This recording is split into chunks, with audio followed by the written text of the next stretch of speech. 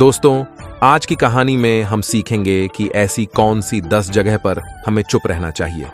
दोस्तों, आज के दौर में हर तरफ शोर ही शोर है। इसकी वजह से दिमाग में तनाव पैदा होना लाजमी है।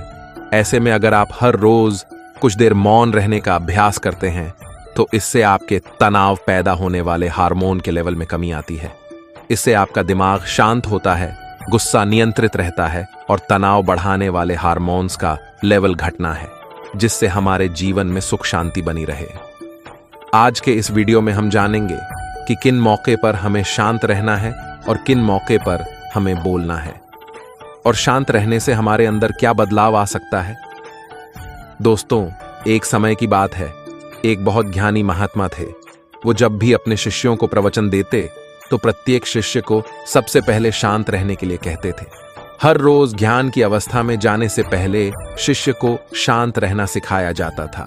ऐसे ही एक दिन संध्या काल के समय गुरु अपने सभी शिष्यों को बुलाते हैं और कहते हैं, कल सुबह सब लोग नदी में स्नान करने के बाद तुरंत हमारी कुटिया के सामने उपस्थित हो जाना। सभी शिष्य इस बात से हैरान रह जाते हैं कि हम लोगों ने कुछ गलती की है क्या। लेकिन कुछ शिष्य यह कहते हैं कि हो सकता है कि गुरुजी कल सुबह कुछ अच्छी बात बताने वाले हैं। सब लोग रात को सही समय पर सो जाते हैं और सुबह उठकर सभी लोग नदी में स्नान करने के बाद वापस गुरुजी के सामने उपस्थित हो जाते हैं। गुरु कहते हैं, आज मैं तुम सबको चुप रहने के फायदे के बारे में बताऊंगा। गुरु कहते हैं, शिष्यों, 10 जैसे मौके होते जहां पर चुप रहने से लाभ होता है और बोलने से नुकसान। गुरु आगे कहते हैं, अगर आप इन 10 मौकों पर शांत हो गए यानी मौन हो गए तो आप जो चाहेंगे वह आपको मिल जाएगा। आपकी जिंदगी में चमत्कारिक बदलाव आना शुरू हो जाएंगे। जरूरत से ज्यादा बोलना या चुप रहना दोनों ही अच्छी बात नहीं है। जैसे जरूरत से ज्यादा बारिश हो जाना या फिर धूप दोनों ही दिक्कत देती है। इसी तरह अनावश्यक बोलने से भी काफी नुकसान होता है। बड़ा बनना है तो अपने से छोटे लोगों की इज्जत भी करना सीखें और साथ ही साथ बड़े लोगों का भी सम्मान करना चाहिए। लोगों को लगता है कि अगर वह अकड़ कर बोलेंगे और सामने वाले को नीचे गिराने की कोशिश करेंगे तो वह बड़े बन जाएंगे, तो यह उन सब की भूल है। बड़े होने की बजाय आप उनकी नजरों में गिरते चले जाएंगे। गुरु ने आगे कहा, इसलिए शिष्यों, तुम सब जब भी बोलना आदर भाव से बोलना ताकि तुम्हारी बात लोगों को अच्छी लगे। बोलने में भाई बहन, माता पिता, मित्र इत्यादि संबोधन शब्दों का इस्तेमाल जरूर करना। इससे तुम्हारी मान प्रतिष्ठा तो बढ़ेगी ही, साथ ही साथ लोगों की नजरों में तुम समझदार व्यक्ति बनते जाओगे।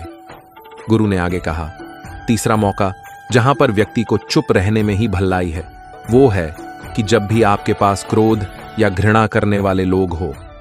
जब कोई अपना यह सगा संबंधी आप पर क्रोध कर रहा हो, आपका अपमान कर रहा हो, तो आपको उस वक्त चुप रहना चाहिए ताकि सामने वाले का गुब्बारा पूरी तरह से फट जाए। आप यदि सही है तो उसे कतई माफी ना मांगे और चुप रहकर सही समय का इंतजार करें। वह खुद आपसे माफी मांग लेगा जब उसे अपनी गलती का एहसास हो जाएगा। गुरु आगे कहते हैं कि अगर आपका कोई सगा संबंधी आप पर क्रोध कर रहा हो और आपको समय शांत है तो यह आदर्श सम्मान देने की निशानी होती है। इससे न कोई छोटा होता है और न ही बड़ा। अगर आपको क्रोध आ रहा है तो आप या तो वहां से किसी का अनादर किए बिना चले जाएं या फिर चुप रहे। क्रोध करने से आपके रिश्ते खराब होंगे। क्रोध करने से हमेशा क्रोध आने वाले व्यक्ति का ही बुरा होता है। गुरु आगे कहते हैं कि एक बार की बात है, एक सांप जंगल से भागते हुए किसी राजा के घर में पहुंच गया। लोगों ने छेड़खान की तो वह बहुत ही गुस्सा हो गया, जिससे घर में जो तलवार पड़ी हुई थी उसी को लपेटकर कसने लगा और धीरे धीरे उसका पूरा शरीर कट गया। उसका गुस्सा उसे खा गया। ठीक उसी प्रकार हमारा गुस्सा भी हमारे शरीर को तलवार की भांति काटता रहता है। गुस्सा ध्यान से खत्म होता है। प्रतिदिन अगर आप ध्यान की मुद्रा में बैठे हैं तो आपका गुस्सा आपके नियंत्रण में रहेगा। गुरु आगे कहते हैं कि या तो यह तरीका है कि आप प्रतिदिन ध्यान का अभ्यास करें।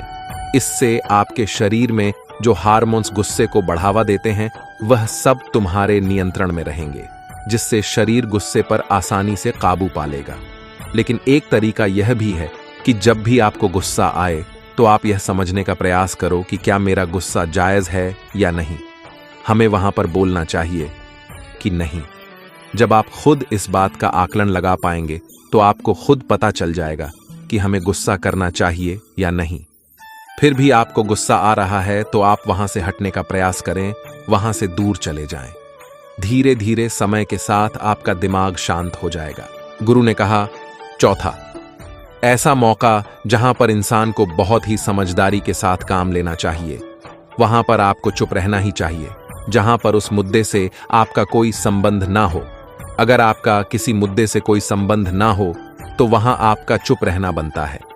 बिना किसी वजह अगर आप दूसरे के मुद्दे पर बोलेंगे तो यह आपके लिए अनिष्ट कार्य होगा।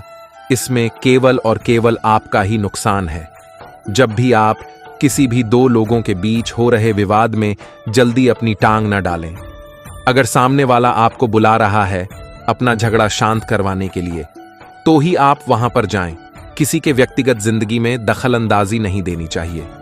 जब तक कि वह व्यक्ति आपको नहीं बुलाता है अपने झगड़े को शांत करवाने के लिए, कुछ लोग फालतू में दूसरे के विवाद में कूद पड़ते हैं। इससे उनके मान सम्मान मर्यादा पर लोग उंगली उठाने लगते हैं। गुरु कहते हैं कि इन 10 मौकों में 5वां ऐसा मौका जहां पर व्यक्ति को बहुत ही समझदारी के साथ चुप रहना चाहिए। आपके शब्दों से किसी मित्र को हानि न पहुंचे।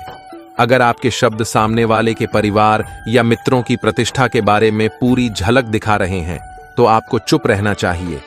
किसी के परिवार या फिर मित्र के बारे में बुरा बोलने से केवल आप ही बुरे बनेंगे। जो चीज आसानी से खत्म की जा सकती है उसे अपने शब्दों से बड़ा ना करें।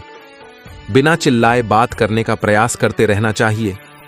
अगर आप बिना चिल्लाए कोई बात नहीं कह सकते तो आपकी चुप रहने में ही भलाई है। किसी पर चिल्लाने से आपके व्यवहार के बारे में पता चलता है। ज्यादा बोलने से चीज हमेशा खराबी होती है। कई बार कुछ रिश्ते से ज्यादा तेज बोलने की वजह से टूट जाते हैं। इसलिए अपनी आवाज में मीठापन लाए। आपके शब्दों से आपके दोस्त को हानि नहीं पहुंचनी चाहिए। कभी कभी दोस्तों के जब हम मजाक उड़ाते हैं तो याद रहे कि आपके शब्दों से किसी का अनादर न हो। मजाक को भी हमेशा शब्दों के मायने में ही रखें। जहां किसी को शब्दों से चोट लगे वहां चुप हो जाए। ज्यादा बोलने से हमेशा नुकसान ही होता है।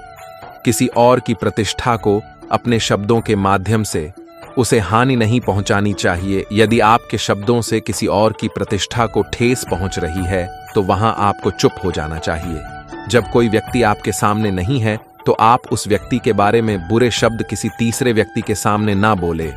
गुरु कहते हैं, छठा मौका जहां पर व्यक्ति को चुप रहना चाहिए, जब कोई किसी की बुराई कर रहा हो।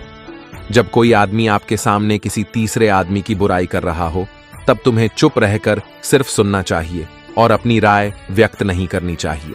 क्योंकि जो व्यक्ति आज दूसरे की बुराई कर रहा है वह कल किसी के सामने आपकी भी बुराई कर सकता है।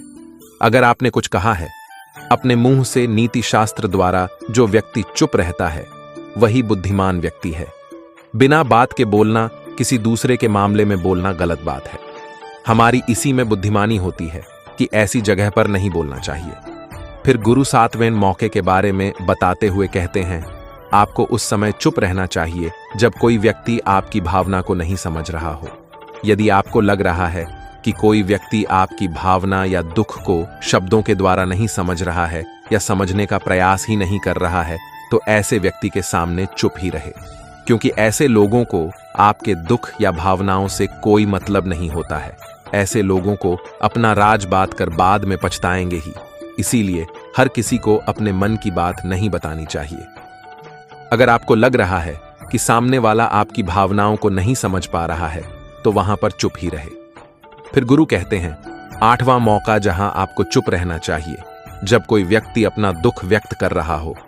क्योंकि जब कोई व्यक्ति अपना दुख आपसे व्यक्त कर रहा है तो इसका मतलब वह आपको अपना समझ रहा है।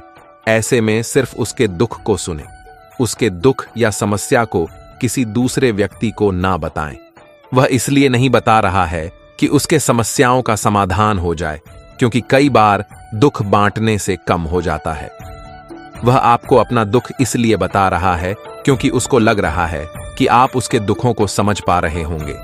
इसीलिए जब कोई भी इंसान अपना दुख आपसे बताएं तो आप चुप मारकर उसके बातों को सुन लें ताकि उसके मन का बोझ हल्का हो जाए। फिर गुरु 9वां मौका बताते हुए कहते हैं, जहां पर दुष्ट प्रकृति के लोग रह रहे हो या गाली गलौज कर रहे हो तो वहां पर न जाए। ऐसी जगह से चुपचाप चले जाएं, वहां पर अपनी कोई प्रतिक्रिया न दें, क्योंकि जिनकी जुबान खराब होती है या दुष्ट प्रकृति के होते हैं, ऐसे समय में आप उनको नहीं समझा सकते। जब उनका दिमाग पूरी तरह से शांत हो जाए तभी वह आपकी बात को समझेंगे। इसीलिए जहां पर दुष्ट लोग आपकी बात को नहीं समझ रहे हैं तो वहां पर बिना कुछ बोले वहां से चले जाएं। गुरु कहते हैं 10वां मौका जहां आपको शांत हो जाना चाहिए। अपनी सफलता का राज हर किसी को न बताएं, क्योंकि कुछ लोग ऐसे होते हैं जो कि अगर सफलता को जल्दी प्राप्त कर लेते हैं तो वह अपनी सफलता का राज हर जगह बांटने लगते हैं। ऐसे में क्या होता है कि कई लोग आपकी सफलता से खुश नहीं होते हैं और वह आपसे जलने लगते हैं, पर उनकी नकारात्मक ऊर्जा आपको प्रभावित कर सकती है। इसीलिए जब आप सफल होंगे तो सभी को पता चल जाएगा कि आप सफल हो गए हैं। ढिंढोरा पीटने से आपका ही नुकसान होगा।